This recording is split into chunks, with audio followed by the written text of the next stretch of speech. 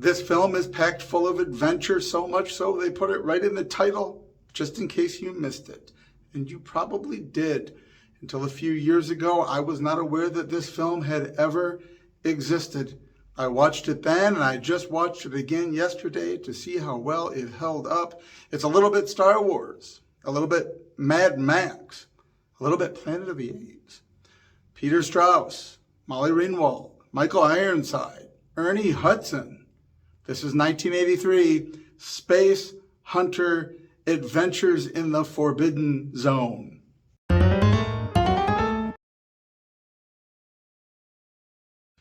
Our story opens with some sort of luxury liner in space, suffering a major disaster. The people that are sent to the escape pods, 3 women, eject together in a pod that ends up soft landing on a planet that was once colonized by humans. What's left of those humans is still there.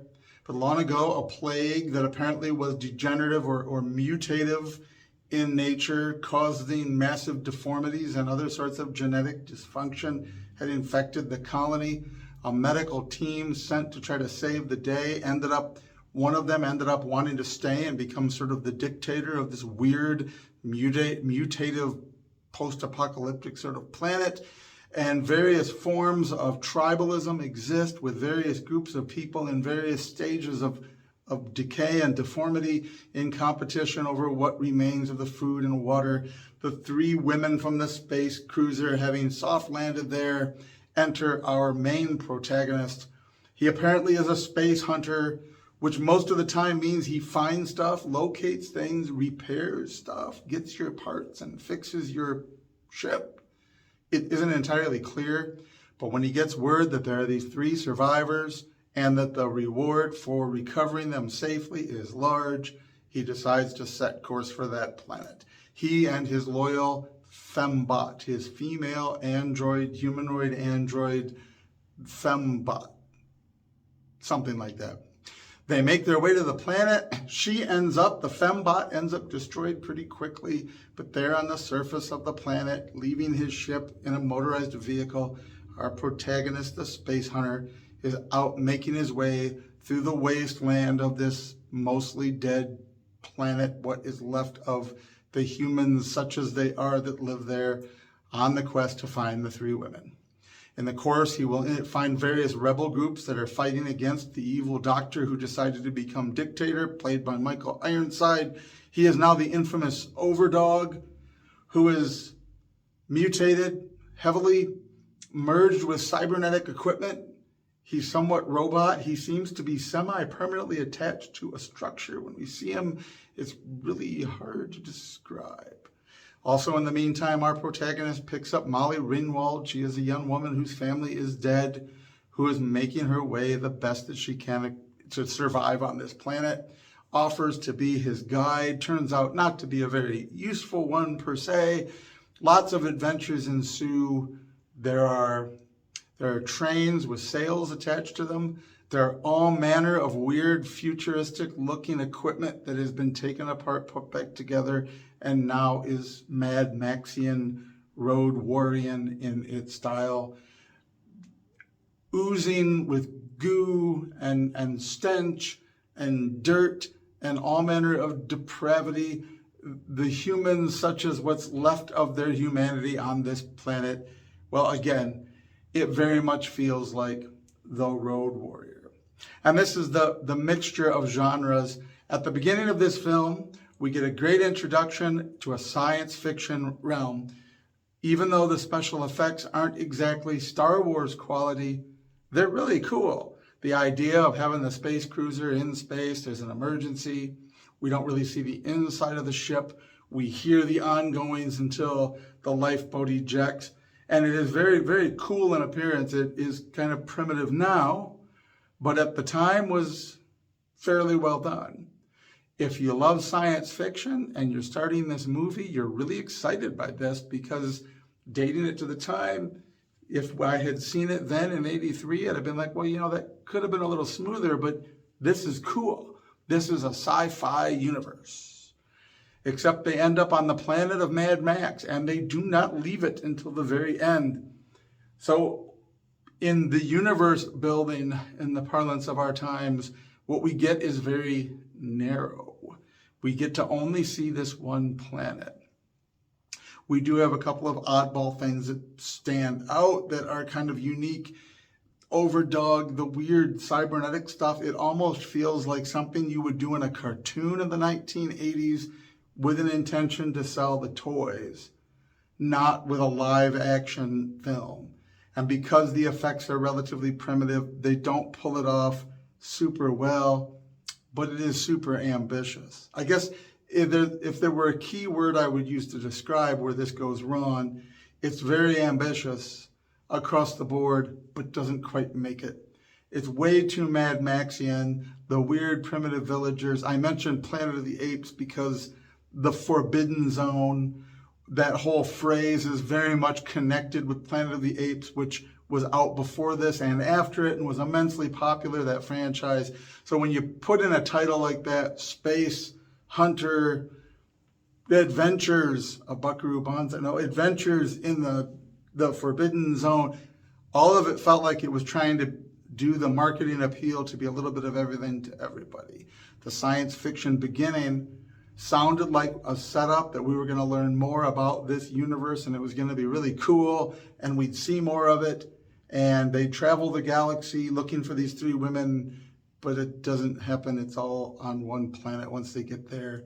Then it's very Mad Maxian, road warrioring, that they're just there, and what's remains, the remnants of that human colony, is what the story focuses around.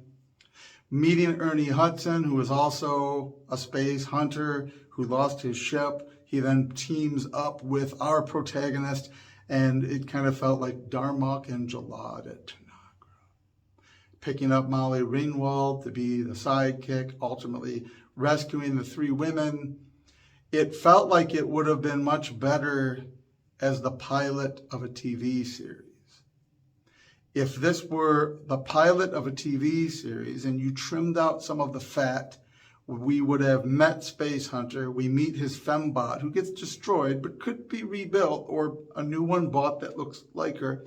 We meet him, we meet his fembot, we meet the other Space Hunter, played by Ernie Hudson, great actor. They get together, they pick up Molly Ringwald, who predictably is going with our Space Hunter at the end, and you kind of have this setup that they're off on an adventure together, perhaps. You could very easily have turned this into a slightly different story, that it's one woman that survived the crash. She's a princess or something, insert another sort of Star Wars reference for that, and get her home, but at the end, she was a refugee that can't go home for some reason, and now we've seen the planet of the Road Warriors, but next episode, the Space Hunters, together as a crew on this ship with all of these gadgets, will be space hunting for something else. That would work out really well, and maybe it is one of those ideas that was floating around for a while to be, I mean, if Star Trek Phase 2 becomes Star Trek the Motion Picture, it's completely plausible that in this era when space and Star Warrior type things were big, that someone said, we thought about this for a series, let's do a movie. And of course, doesn't rule out that you could have done a series after, had it been huge.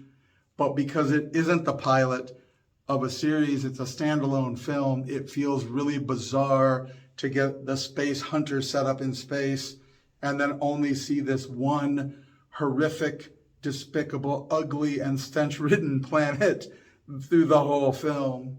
And that makes it, in the end, it's quite unsatisfying. But, and I've been saying this a lot about some of these 80s movies, especially the sci-fi or dystopian ones, there's a lot of potential there. This is something that maybe now that we live in a time where everything's getting a reboot, which unfortunately they're all woke and stupid, but this is material that could be worked with. You could always do a Space Hunter, redo the film as a pilot, do a series of it. It's kind of interesting. One of the really standout things about it that I thought that subverted expectations but gave it a sense of realism that I want to mention is the oddball relationship between our protagonist, the Space Hunter Peter Strauss, and Molly Ringwald's character. It seemed a little bizarre when we met Molly in the course of the film because she's clearly, well, she's too young for him. if you get my meaning. She was clearly too young, and her character behaved in a very childish manner. She was too young to be a love interest. And fortunately, they didn't go that route. She's sort of the orphan that gets adopted. But she isn't young enough or childish enough to really fill the bill of the orphan that gets adopted. She's in this sort of sidekick role. And what I thought was, it was surprisingly unorthodox, and I felt like it was surprisingly realistic. You know, we live in a culture where people that adopt usually are looking for a baby, or the younger the better, to raise a child as your own. And we kind of get in films with kids that are very young. The young girl in Alien, for example, in Aliens, for Sigourney Weaver to adopt or to fixate on in this mother-like role. We kind of expect that even cinematically, our heroes will find a child, maybe old enough to run around on its own and interact, but a child that they will then take with them and raise. Nobody really wants to adopt a snotty teenager, not to speak ill of people that do and people that foster these young people that need it. But it's just not the thing that we think of when we're like, oh, we want a baby, or oh, we want to. And it was really interesting to put in here. At first, you're like, oh no, his fembot died and he met this girl, but she seems young for him. They're not going to do something weird. But they didn't. But they did something even weirder, but better. They give you this different relationship develops where he's sort of a mentor. He does take her along. Her role seems more like an adopted daughter than anything, and yet she's old enough that he's not really going to raise her as his kid. It's a really unusual thing to do in a formula for a film like this, and it's something that doesn't match up well with our sort of aspirations, dreams, imaginations for the real life. And so that really made it stand out as it gets your attention where you're like, this is going to really be kind of sick. But no, it's not at all. But it's just not quite what we would have imagined. But he ends up taking her with him at the end. And as I say, this would have been a much better film had we traveled more of this universe and saw more things, or it was the beginning of a series when we knew we were going to see more things. As a standalone film, it's weird bit in space, crashes on planet of Mad Max. At the end, they escape, good for them. Darmok and Jalad on the ocean, another Trek reference, and it's good, but the movie ultimately then is sort of lacking something. All the basic elements are there, and it's fun to watch, and you can't beat Ernie Hudson. I can't say enough good stuff about him as a star, especially not just Ghostbusters people think of, but when he was in the movie Congo as the great white hunter that happened to be black. I'll have to do a review on that film soon, but he's an amazing guy, and there's enough in there that, again, there was a lot of potential to go with there. It doesn't quite turn into a great movie. I don't know, I'd say it's a good movie, but it's an interesting film. It's definitely worth seeing. I watched it. It's free on Crackle. Check it out. Let me know what you think. If you have seen it, go back and watch it again if you saw it in '83, because that's been a minute in the parlance of our times. Let me know what you think, and we will see you next time. Peace and long life.